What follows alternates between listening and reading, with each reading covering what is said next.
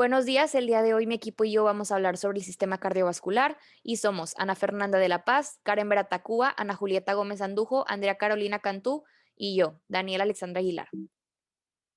Estos son los integrantes y los temas que va a hablar cada quien.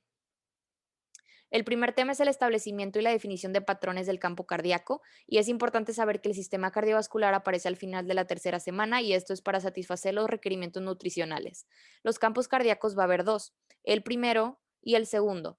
El campo cardiogénico primario va a estar hecho de la capa visceral del mesodermo de la placa lateral con la migración de células cardíacas progenitoras provenientes del epiblasto en su extremo craneal y va a formar las aurículas y el ventrículo izquierdo, mientras que el campo cardiogénico secundario va a estar hecho a su vez también del mesodermo visceral esplácnico, pero de la faringe ventral y va a formar el tracto de salida y el ventrículo derecho.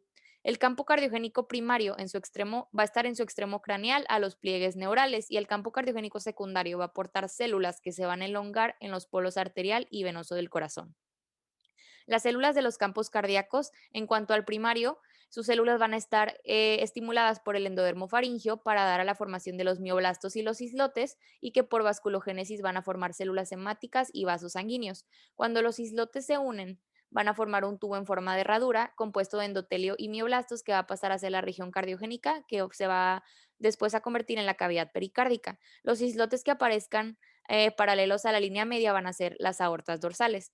Es importante saber que el campo cardiogénico secundario van a ser importantes para la lateralidad sus células y van a dar lugar a la naturaleza espiralada de la arteria pulmonar y la aorta.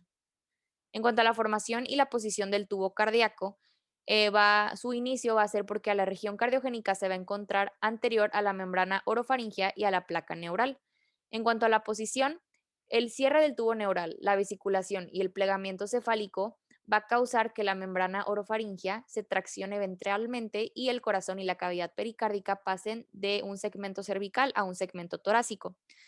Los dos tubos o primordios se van a fusionar de manera medial a caudal y la región central, curva y cefálica dilatada va a formar el tracto de salida y la región ventricular, mientras que su extremo más caudal no fusionado va a formar el seno venoso. El tubo cardíaco va a estar compuesto de tres capas, el endocardio, el miocardio y el epicardio. El miocardio va a secretar gelatina cardíaca, que es matriz extracelular y ácido hialurónico, y va a contribuir también a la formación del epicardio cuando las células mesenquimatosas proliferen y migren, y también el epicardio va a ser muy importante para la formación de las arterias coronarias. El polo caudal del tubo cardíaco va a recibir el drenaje venoso y el polo arterial va a bombear la sangre de un arco hacia la aorta dorsal. La cavidad pericárdica va a estar unida al tubo por medio del mesocardio dorsal, que está compuesto de células del campo cardiogénico secundario. Y este va a degenerar y convertirse en seno pericárdico transverso.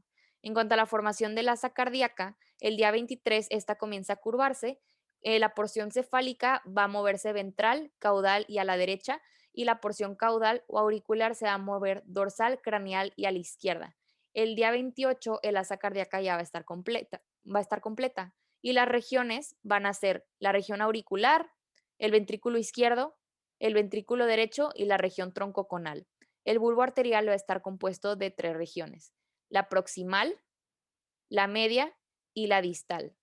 El surco bulbo ventricular, que es este, va a ser más pronunciado cuando ya se esté curvando todo el asa y también se va a llamar agujero interventricular primario. La región troncoconal va a pasar a desplazarse de derecha a medial. Esta va a ser ya la posición final del asa cardíaca. El desarrollo del seno venoso ocurre a la mitad de la semana 4 y el seno venoso va a recibir sangre de la asta del seno derecho y el asta del seno izquierdo. Cada asta va a tener vena vitelina, umbilical y la vena cardinal común. De la vena vitelina es importante saber que la derecha va a formar la vena cava inferior y la izquierda se va a obliterar. De la vena umbilical es muy importante saber que la izquierda es la que va a pasar a formar el ligamento redondo y la derecha se oblitera, y de la vena cardinal común, la anterior o superior es la más importante porque forma la vena cava superior, las yugulares y las arterias brachiocefálicas. La vena brachiocefálica, perdón. En cuanto a las válvulas, el seno venoso va a estar unido a la aurícula derecha por el orificio sinoauricular, que va a tener pliegues valvulares que van a formar la válvula venosa izquierda y la derecha, que van a estar conectadas de cierta manera por el septum spurium. La parte inferior de la válvula derecha va a formar la válvula de la vena cava inferior y la válvula del seno coronario. Bueno, ahora vamos a hablar del desarrollo de tabiques cardíacos. Esto empieza en el día 27 al 37 y es mediante dos maneras, por las almohadillas endocárdicas, que es la formación del tabique a través de dos crestas que se aproximan hasta fusionarse, así como se puede ver en la foto de la parte de arriba, cómo se empiezan a juntar las crestas, y también por la fusión de dos porciones de la pared cardíaca. Aquí sufren una expansión y al formarse el tabique no divide las dos cavidades completamente, como se puede ver en la foto también. El tabique de la aurícula común. Al final de la cuarta semana se origina el septum primum, el cual crece desde el techo de la aurícula común. El ostium primum es el orificio entre el borde inferior del septum primum y las almohadillas endocárdicas. Después de que se extiendan las almohadillas, esto cierra el ostium primum y antes de que cierre sucede una apoptosis, el cual produce unas perforaciones. Estas perforaciones dan origen al ostium secundum y el septum secundum aparece cuando la cavidad de la aurícula derecha se expande como consecuencia de la incorporación del seno venoso. Aquí se puede observar el ostium primum y la región de la apoptosis, y el septum primum también se puede observar aquí. Bueno, ya en la siguiente slide se puede observar el septum secundum y el ostium secundum. Aquí se puede ver el borde cóncavo libre del septum secundum, cómo comienza a superponerse del ostium secundum. El foramen humeral es la abertura que deja el septum secundum, y cuando la porción del septum primum va desapareciendo, la porción remanente es la válvula del foramen oval. Con el tiempo se va cerrando después del nacimiento. Y ya, bueno, la formación de la aurícula izquierda y la vena pulmonar. El mesénquima en el extremo caudal del mesocardio dorsal empieza a proliferar. Este constituye la protuberancia mesenquimatosa dorsal, el PMD, y dentro del PMD se encuentra la vena pulmonar en desarrollo. Eventualmente, la porción remanente del PMD en el extremo del septum primum forma la almohadilla endocárdica en el conducto auriculoventricular. Y la vena pulmonar se abre en la aurícula izquierda y envía dos ramas a cada pulmón. Y la aurícula izquierda crece y el tronco principal queda incorporado en la pared posterior hasta el sitio de la ramificación. Bueno, para los tabiques en el conducto auriculoventricular, esto va a surgir al final de la cuarta semana y se va a dar el borde superior e inferior del canal auriculoventricular y las almohadillas van a separar el bulbo cardíaco con la orejuela bulboventricular. Y pues para el tabicamiento de esto va a surgir al final de la quinta semana y pues aquí básicamente la orejuela se va a acercar a la almohadilla endocárdica superior. Estas se van a fusionar y va a dividir los orificios auriculoventriculares derecho e izquierdo, y también van a aparecer las almohadillas laterales, como se puede ver en la foto, cómo se van separando. Para la formación de las válvulas auriculoventriculares, las almohadillas ya fusionadas van a comenzar a ser rodeadas de proliferaciones de tejido mesenquimatoso, que cuando el torrente sanguíneo las perfore y adelgace, se va a volver todo fibroso y va a dar lugar a la formación de las válvulas auriculoventriculares, que van a estar conectadas a la pared muscular por cuerdas musculares que van a pasar de ser tejido muscular a tejido conectivo denso. Las válvulas van a estar conectadas a cuerdas tendinosas y estas a músculos papilares. Va a haber dos válvulas auriculoventriculares, la izquierda, que también se le conoce bicúspide o mitral porque está hecha de dos valvas, y la derecha, que es la tricúspide porque está hecha de tres valvas. A partir de la quinta semana aparecen dos rebordes troncales en oposición. El primero es el reborde troncal superior derecho y el segundo es el reborde troncal inferior izquierdo. Al crecer en dirección del saco órtico, se enroscan y así se hace la forma del tabique. Cuando aparecen los rebordes troncales, se presentan almohadillas a lo largo de las paredes dorsal derecha y ventral izquierda del cono arterial. Se acercan entre sí en dirección distal para unirse con el tabique del tronco. Cuando se han fusionado los rebordes del cono, el tabique se divide en el infundíbulo del ventrículo derecho y en el infundíbulo del ventrículo izquierdo. Las células de la cresta neural migran desde los bordes de los pliegues neurales y contribuyen a la formación de almohadillas en el cono arterial y en el tronco arterial. En cuanto al tabique en los ventrículos, al final de la cuarta semana, los dos ventrículos empiezan a expandirse. Las paredes internas de los ventrículos se acercan y se fusionan, formando el tabique interventricular muscular. El agujero interventricular disminuye de tamaño al llegar a la formación del tabique del cono. Durante el desarrollo ulterior se produce el cierre del agujero por el crecimiento de tejido de la almohadilla, que sigue la porción superior del tabique interventricular muscular. Este tejido se fusiona con las partes del tabique del cono. Después del cierre completo, el agujero interventricular se transforma en la porción membranosa del tabique interventricular. Cuando el tabicamiento del tronco casi termina, se forman los primordios de las válvulas semilunares, que están en los rebordes principales del tronco. Se asigna uno de cada par a los canales pulmonar y aórtico. Aparece un tercer tubérculo en ambos canales frente a las tumefacciones fusionadas del tronco. Los tubérculos se excavan en su cara superior y se forman las válvulas semilunares. Desarrollo del sistema de conducción. Inicialmente, todas las células del miocardio en el tubo cardíaco tienen actividad de marcapasos y el corazón comienza a latir aproximadamente a los 21 días de gestación. Pronto, el marcapasos del corazón se restringe a la parte caudal del lado izquierdo del tubo cardíaco. Más tarde, el seno venoso asume esta función y a medida que el seno se incorpora a la aurícula derecha, se forma el nodo sinusal. El nodo auriculoventricular comienza como una colección de células ubicadas alrededor del canal auriculoventricular que se fusionan para formar el nodo. Ahora vamos a hablar del desarrollo vascular del sistema arterial.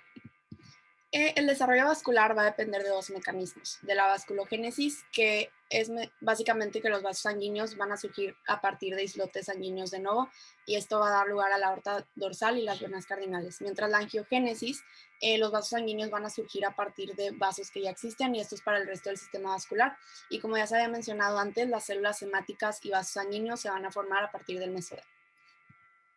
Para los arcos aórticos, estos van a derivar del saco aórtico y están incluidos en el mesenquima de los arcos faringios. Esto va a dar lugar al tronco arterial, que es la aorta ventral y el tronco de la pulmonar, y el saco aórtico de la arteria brachiocefálica y segmento proximal del callado aórtico.